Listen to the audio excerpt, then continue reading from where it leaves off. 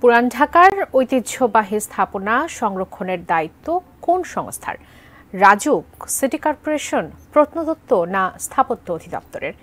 কোনো একক কর্তৃপক্ষ না থাকায় দিনে দিনে হারিয়ে যাচ্ছে গুরুত্বপূর্ণ প্রত্নতাত্ত্বিক নিদর্শন।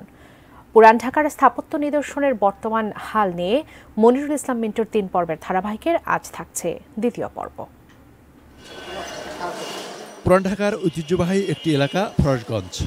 এখানে দু একটি ভবন মালিক নিজ উদ্যোগে স্থাপনা ঠিক রাখার চেষ্টা করলেও বেশিরভাগই সংরক্ষণ ও সংস্কারের অবহেলায় ঝুঁকিপূর্ণ, কোনোটি ভেঙে পড়ার দশা।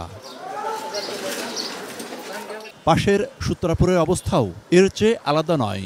সংরক্ষণের শক্ত কোনো নীতিমালা না থাকায় ধীরে ধীরে হারিয়ে যাচ্ছে এসব প্রত্নতাত্ত্বিক নিদর্শন। যে কিছু কিছু আছে 200 বছর 250 বছর কিছু হইতো না, তারপরে কেন ভাঙতেছে কি হইতেছে নিজেও বুঝি না। পুরান ঢাকা টিকে রাখতে হলে আসলে এই বিল্ডিংগুলা টিকে রাখা দরকার। সরকার কি উদ্যোগ নিতেছে? সরকার দু একটার মধ্যে হয়তো বা কিছু করে, আবার দেখা যায় আর খবর থাকে না। এসব স্থাপনার মাত্র কয়েকটি প্রত্নতত্ত্ব অধিদপ্তরের সংরক্ষণের তালিকায় আছে। এর বেশিরভাগই ব্যক্তি মালিকানাধীন।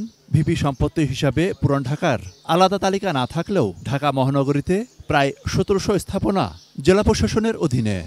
অর্পিত সম্পত্তি ট্রাইব্যুনাল এবং আপিল ট্রাইব্যুনালের মামলা নিষ্পত্তি হওয়ার পর এই গভর্নমেন্টের ডিসিশনের উপরে নির্ভর করবে যে আসলে এই জমিগুলো আমরা কি করব। আপাতত এটার দখল ও নিয়ন্ত্রণ ভার রক্ষার জন্য আমরা আসলে অ্যাকশনাল লিজ দিয়ে থাকি। বিশ্বের বিভিন্ন দেশে প্রত্নতত্ত্ব অধিদপ্তর এবং রাজধানী উন্নয়ন কর্তৃপক্ষ যৌথ তালিকা তৈরি করে সংরক্ষণের দায়িত্ব দেয় সিটি কর্পোরেশনকে। কিন্তু এ দেশে পূর্ণাঙ্গ তালিকা কিংবা দায়িত্ব হস্তান্তর সবকিছু নিয়েই যেন ধোঁয়াশা। পদ্মবতী এ বিষয়ে আমরা কোনো পরিলক্ষিত হচ্ছে না। আমরা মনে করি যে ঈদের পরে আমরা আবার আরেকটি সভা তৈরি করে সেখান থেকে একটা সংশোধিত আকারে তালিকা প্রস্তুত করে মহামান্য আদালতে দাখিল করা হলে সেখানে আদালত থেকে যে ধরনের নির্দেশনা প্রদান করা হবে রাজধানী উন্নয়ন কর্তৃপক্ষ সেই আলোকে ব্যবস্থাকরণ করা হবে।